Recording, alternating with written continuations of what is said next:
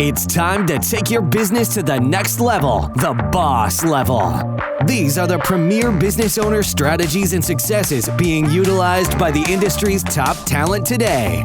Rock your business like a boss, a voboss. Now let's welcome your host, Ann Ganguza. Hey everyone, welcome to the voboss podcast and the Boss Superpower series. I'm your host, Ann Ganguza, and I'm here with my special, awfully lovely boss guest co-host, Lau Lapides. Oh, thank you, Annie. Hey, Lau. Thank you. Hey. I'm excited about our topic today. Well, yeah. So, Lau, I've been watching Lessons in Chemistry. And that is on Apple Plus for those of you who have not seen it. But basically, it takes place in the 1950s. And the main character, who is Elizabeth Zott, she has a dream of being a scientist and works in a lab. But she is constantly challenged by a society that says women belong in the domestic sphere.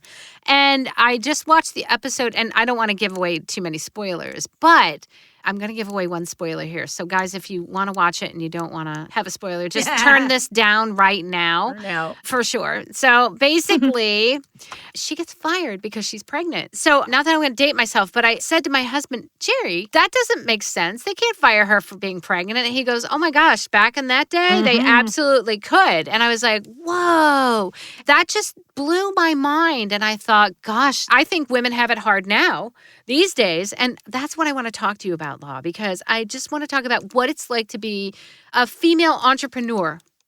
And I want to talk to you because you're one of the best entrepreneurs I know. I mean, you run a studio, you're a talent agent. I'm a demo producer, things that aren't typically prevalent, I guess, even now in today's day for women to do. So I thought we should talk about that today. I love the leading lady subject. I just think it's one of my favorites. Absolutely. Yeah. And you're right about that. Jerry's right about that.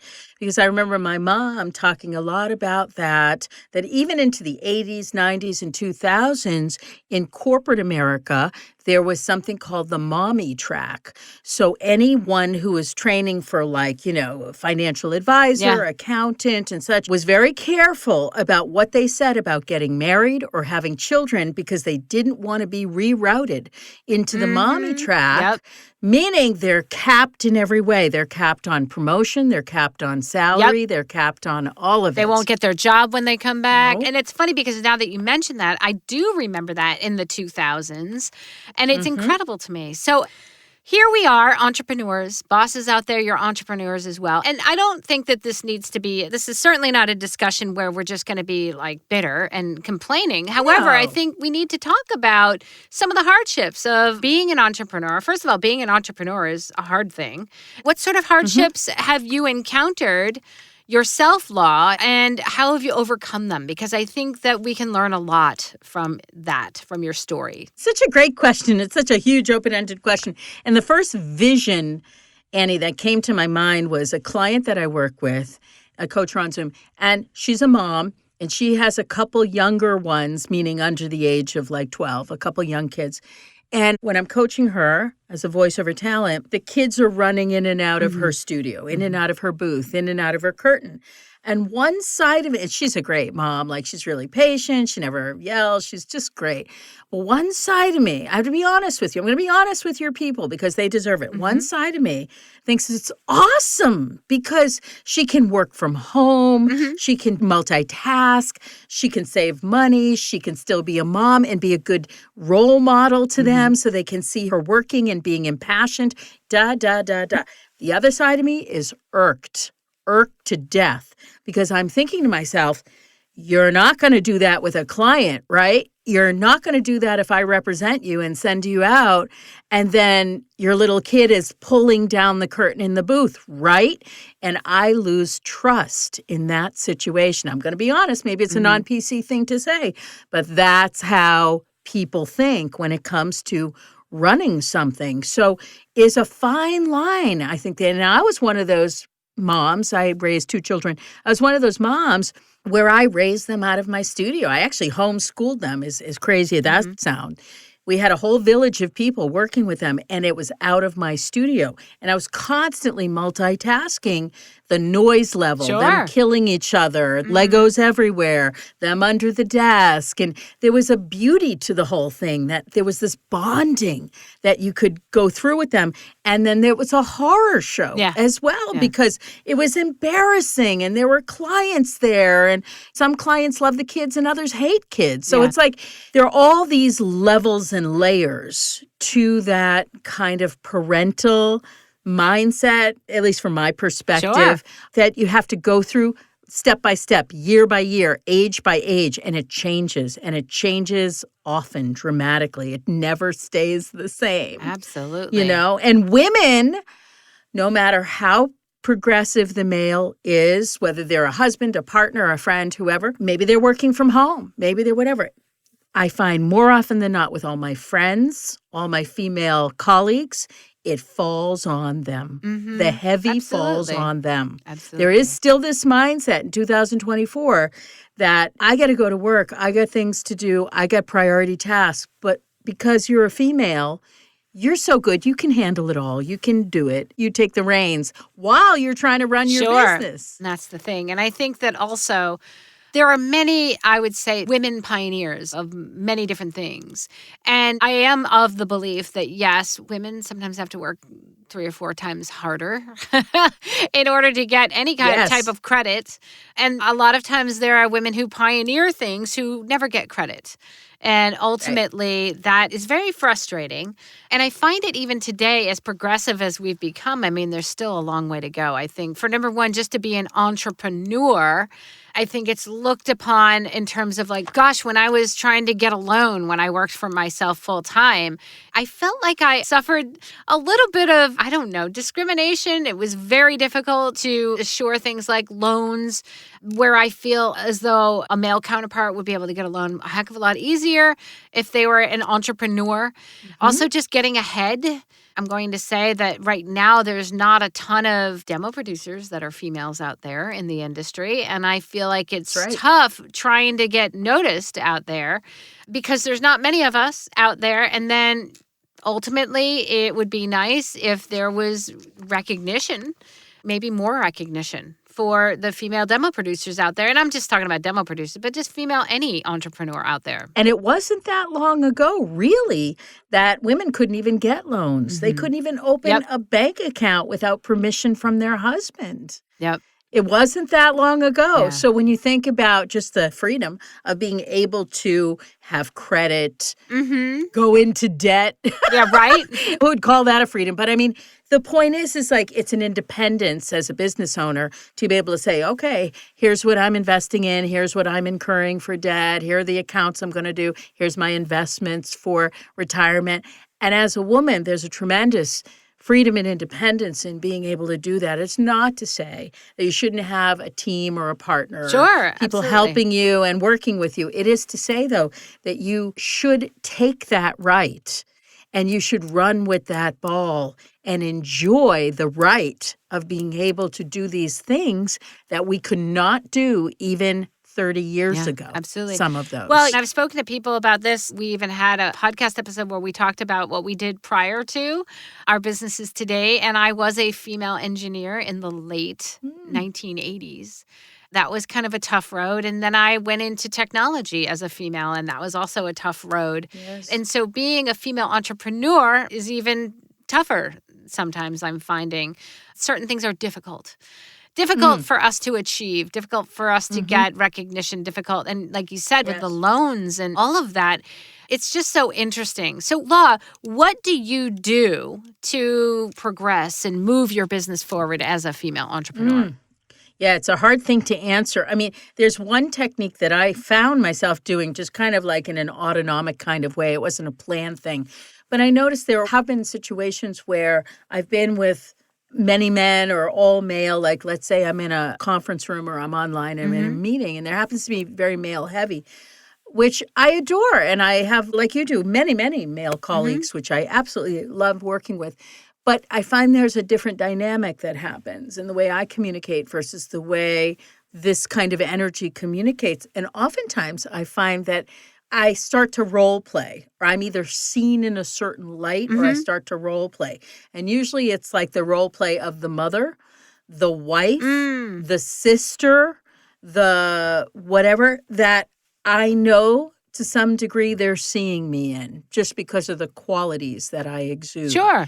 And I kind of role play with that, meaning, I don't play a character, but I role play in the sense that I know that they're looking at these qualities. And I also know that there are times where they just bulldoze right over me. Like they literally won't hear what I'm saying because they're in the middle of their communication.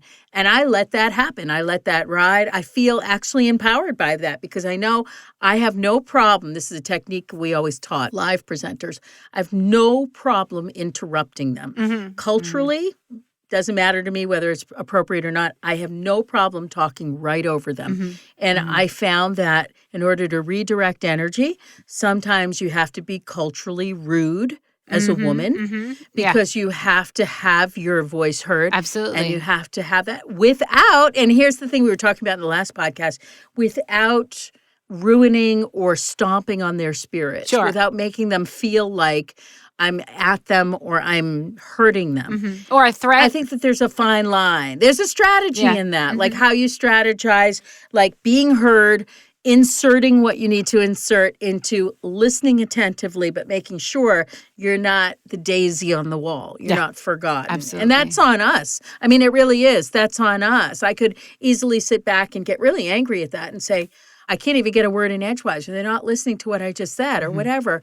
Instead, I go in and I correct it. I go in and I redirect it. I go in and I do whatever action verb I can come up with because I always view it as a teaching moment. Sure. It's a teaching moment where I can teach my audience how to communicate with me. I love the redirection of it. Yeah. Like you said, rather than getting angry or stomping on someone's ego, which it really is a lot of ego anyways. I know in the corporate world, that's really what it played out to be. It was a lot of ego. And a lot of times if I was in the boardroom and I was the only female or maybe one of two females, first of all, they always wanted me to take notes or be the secretary. People would always say, well, yeah, you can be the secretary. You can be the secretary of the board. And I'm like, actually, I'll be the president. I like that. Right? And that's really how it worked. I was the president of a board. And ultimately, they wanted me initially to be the secretary. And I said, well, yeah, no, I'm actually not a really good note taker. So I redirected the energy to say, I'm not fast. I'd love to be fast, but I'm not. I'm not fast at all. I type with 4 fingers. That's great. I love that. And that's basically what happened. And so I love how you say to redirect it because, I don't necessarily want to stomp on anybody because, again, you take that risk of being looked upon as being the difficult one, the angry one, the witchy one. And honestly, you're darned if you do and you're darned if you don't sometimes with that. That's right. But I like how you say you don't have any problems interrupting and redirecting. I think that's a great tactic. It's a good thing. It's a good thing to learn how to do that. I also think another option for you, and again, I try to look at it, take a step back and look at it as strategy, a choice, redefine the role. If someone says, I want you to play this role in this moment, and I'm like, I don't want her to play that role, or that's a typical role that they'd ask their mother to play, right? I might say yes to that. And the reason I'd say that yes to that is because I can do it. It's not a difficult thing for me to do. I want to be helpful. But then I'm going to redefine what the role is. So the role does not become a passive role of in your case, a note taker. Or a stereotypical role. Or get me a coffee or I don't know, whatever that stereotypical thing is.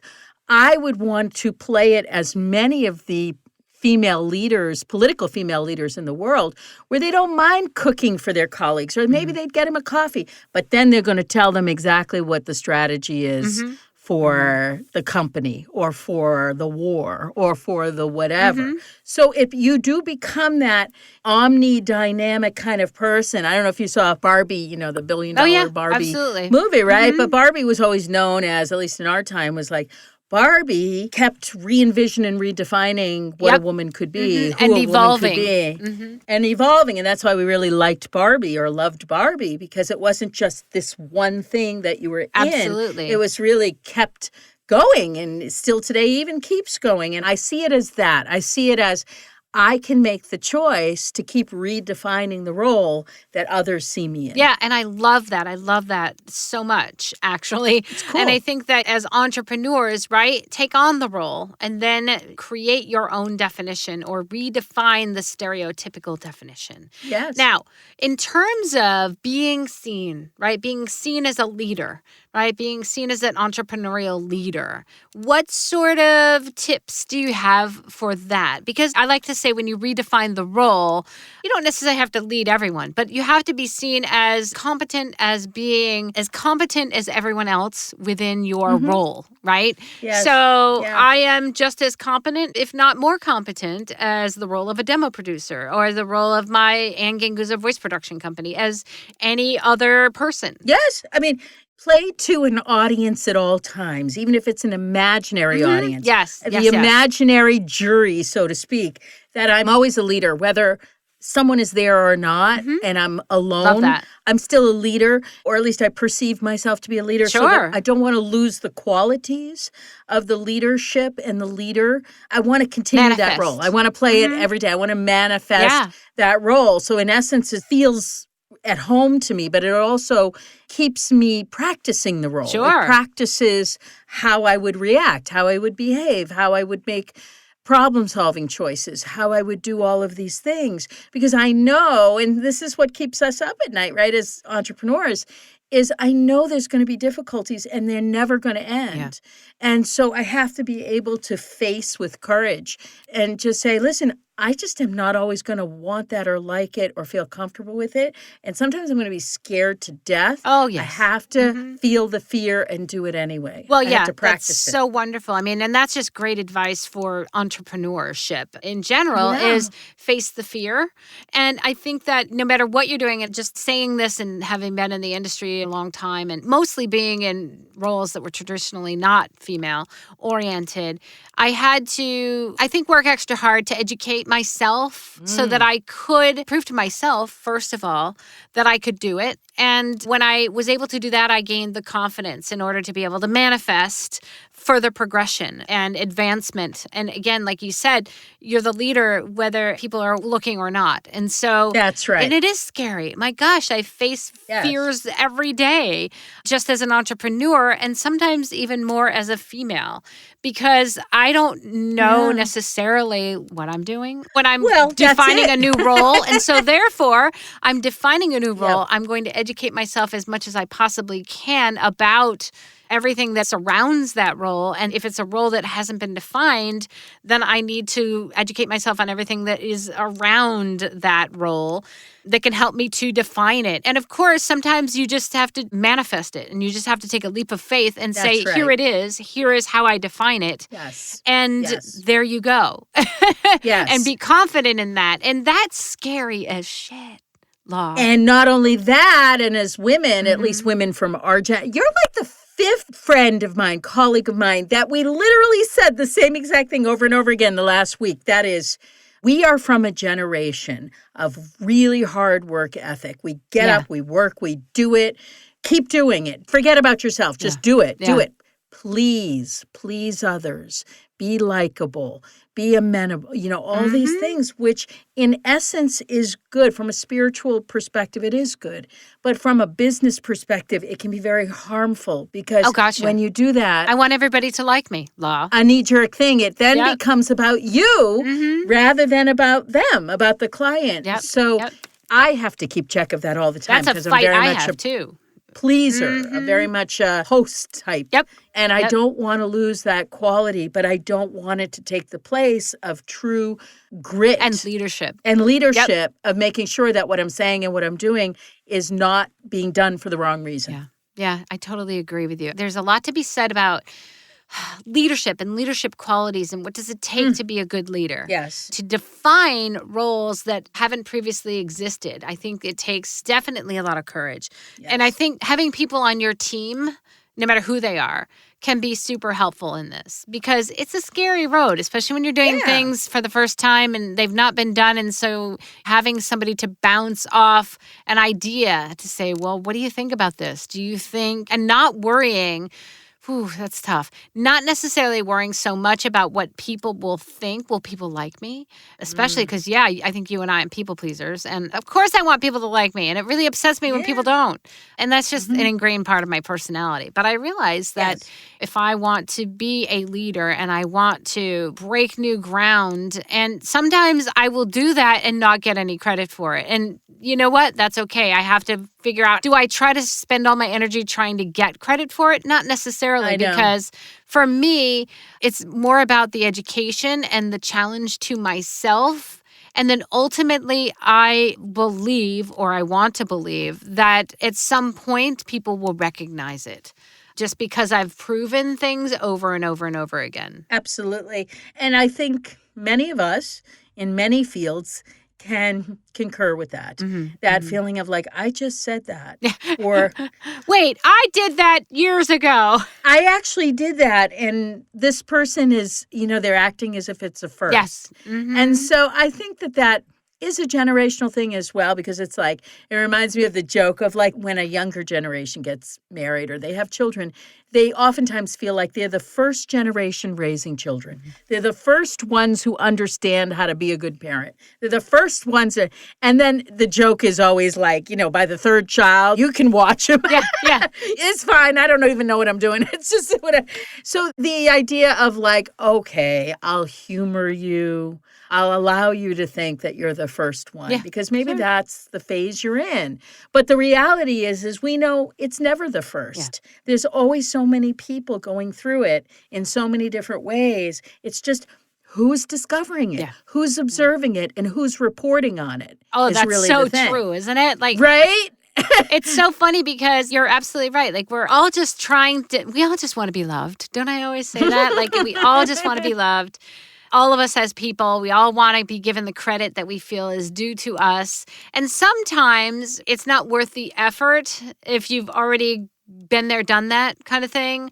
It's not necessarily the effort to bring it up because sometimes that will look different to different people, right? It could look catty.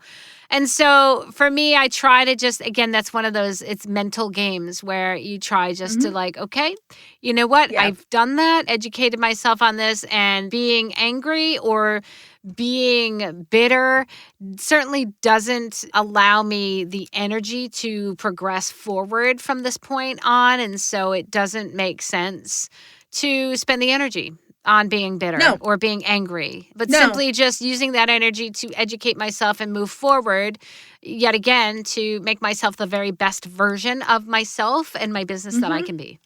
So. Yeah, time, I really trust time. Time will teach all. Time will definitely teach all. And I think that it's hard to generalize because we're all so different in different cultures, different generations. But there is one thing I do believe many females have in common, and that's powerful, powerful instinct. And how we treat instinct, is it real for us? Do we pay attention to it? Do we listen to it? Whether you think of it as a survival mechanism or you think of it as a spiritual guide, I really do feel strongly it's a compass gut instinct. For us. Absolutely. Yeah, I live my for life females by gut to know. Instinct. Yes, to know that something is right, something's wrong, something doesn't feel good, something is unsafe. I do believe a lot of female colleagues I have go very wrong when they don't listen to their instinct. Oh, agreed. Or they no longer I think anybody, hear the voice. If they don't listen to their instinct. Yeah, I mean, anybody, certainly. Right? But you're right. Anybody, certainly. You know what I mean? But there is that built-in thing with women. I totally agree. They're always looking out for the cubs, even if they don't have cubs. You know, your cub may be your client. Yeah. Yeah, absolutely. Absolutely. Right. That's so interesting that you say that because I think I've always, in my lifetime, I've always run my business and run my personal life by my instincts. I've always trusted it and it's never failed me. So over and over again. And I think if you just trust it, just try it. If you're not used to that, try it and see what happens. And ultimately, it's kind of like the first time you say no to a client who wants to not pay you what you're worth, right? And you just learn that negotiation tactic where you're like, yeah, no, that's great. I'm going to pass on this. And you find that you'll have the time to get a client that will pay you what you're worth. And so that first no can be so powerful. Very similar to just having that power as an entrepreneur. And isn't it ironic, too, that we want people to hire us for our voice, for our vocal delivery, but oftentimes we're not willing to listen to our own voice. Yeah, so true. Isn't that ironic Yeah, when so you think true. about that? So you true. know what I mean? Wise, very sage, Law. Ooh, very we wise. like it. Yes, We absolutely. like it. Good stuff. Wow. Good So, stuff. yeah, entrepreneurs, bosses, you've got this, and we've got you. So, guys, really reach out to us. Let us know what your struggles have been and how you've overcome them. We'd really love to hear that. Also, simple mission, big impact. 100 voices, 1 hour, $10,000. Guess what? 4 times a year. Bosses, visit 100voiceswhocare.org to learn more and to join us. Big shout out to our sponsor, IPDTL. You too can connect and network like bosses and strong, powerful female entrepreneurs such as Law and myself. You guys have an amazing week, and we'll see you next week. See you next Awesome. week. Bye. Join us next week for another edition of VO Boss with your host, Ann Ganguza. And take your business to the next level. Sign up for our mailing list at voboss.com and receive exclusive content, industry revolutionizing tips and strategies, and new ways to rock your business like a boss. Redistribution with permission, coast-to-coast connectivity via IPDTL. Hey, Law, guess what time of year it is? What time of year is it, Ann? Time for the Audition Demolition Holiday Edition. We We're love very that. jolly, so I can't wait for this edition of the holiday edition of the Audition Demolition. Guys, get your auditions in.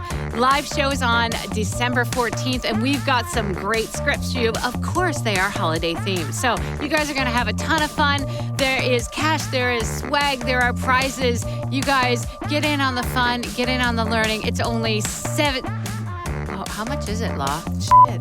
It's only...